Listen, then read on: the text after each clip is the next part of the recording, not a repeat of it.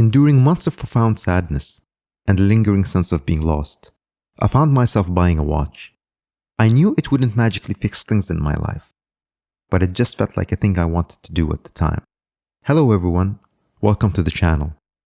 Today I'm going to talk about the Seiko SPB083 that I got back in late 2019. So how did the purchase of this watch come about? Wanting to break free from the overwhelming sorrow that had kept me homebound for nearly 6 months, I decided to get some fresh air and found myself by a Seiko store. Back in the summer of 2019, life hit me hard. You see, in the summer of 2019, I suddenly lost my one and only son of 9 years. I was so struck with grief and sorrow, I didn't want to be anywhere or do anything. Nothing in my life meant for anything. Losing a child is not something one plans for, and I felt that everything I had built in the past 10 years had been wiped away.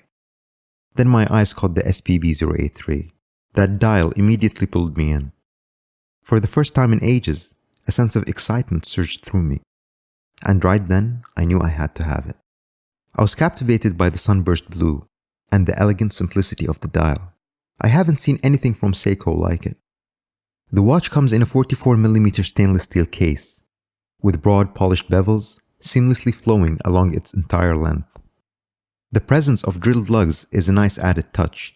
Brushing on the top of the lugs, and the bottom polished half features the remarkable Seiko cushion case, ensuring a comfortable fit to almost any wrist size. Resembling a scaled-down Marine Master 300, many enthusiasts refer to this as the Marine Master 200. Case thickness is 13mm, lug-to-lug distance of 50mm, weighs in at 114 grams with the rubber strap, and an unlabeled screw-down crown at the 4 o'clock that gives it that Seiko diver's watch charm, which reminds me of the 6215 from 1967, a significant watch in history, an iconic timepiece that started the Seiko 4 o'clock crown look. Enthusiasts also dub this timepiece the Great Blue Hole, drawing parallels with the dive site off of the coast of Belize. The sunburst fume dial gracefully transitions from a lighter blue at the center to a darker shade around the chapter ring, and is encircled by a 120-click coin edge aluminum bezel with lacquer coating. If you look closely enough, the sunburst effect is slightly muted with a matte grainy finish on top, which I can't decide if it slightly ruins or enhances the look of the dial. Completing the dial, there's a reverse lollipop second hand, a 3 o'clock date window, and the printed words Seiko Automatic Divers 200, all protected under flat sapphire crystal with AR coating on the inside.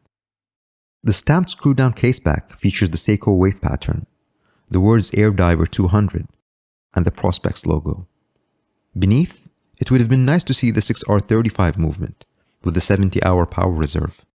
Instead, the watch is powered by the 23-joule 6R15 Seiko movement, beating at 21,600 vibrations per hour with a power reserve of 50 hours. The watch includes a stainless steel bracelet, which I'm not going to fit on the watch right now. The lug width is 20mm, and the bracelet tapers to 18mm, with a milled center section, stamped clasp, and 4 micro adjustments to get that perfect fit. A dial matching blue silicone strap that I never bothered using is also supplied in the box. I've recently switched to this blue waffle rubber strap and find it to be fitting and a stylish complement to the watch. This watch is from the Prospex line, which is a more premium and feels Seiko than the SKXs and Seiko 5 watches, and it does feel solid and premium when handled. The watch boasts a level of elegance uncommon in other Seiko dive watches. The bezel action, while feeling slightly mushy, or maybe dampened is the right word, is firm and lacks any noticeable backplay. Although the watch has a 44mm diameter, the bezel is only 40.5mm, so don't be discouraged to try this watch if you got a smaller wrist.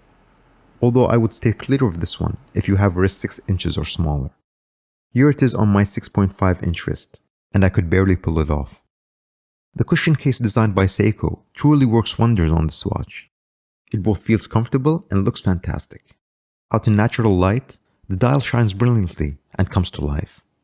Indoors, the blue takes on a richer, darker hue, and combined with the exceptionally bright lume that remains luminous even in daylight, the watch changes in character. All in all, this timepiece is truly impressive. Online prices haven't changed all that much since its release in 2019, I think partly due to the fact that this colorway was produced for only 1 year, which makes it a little bit more special and desirable. Seiko has released other watches in this design, with subtle changes to the case and hands, such as the SPB077, SPB079, and the SPB087 Paddy edition. Let me know what you think of this watch in the comments, and if you prefer this model over some of Seiko's other divers. This watch carries immense sentimental value for me, while it vividly reminds me of the darkest days of my life. To me, it is also a symbol of the decision to embrace life, get back out there, and rebuild my life. That's it for this episode. Please leave a like, subscribe, and hit the notification bell if you like this video. I wish you the best in your watch journey, more importantly in health and safety, and I'll see you in the next one.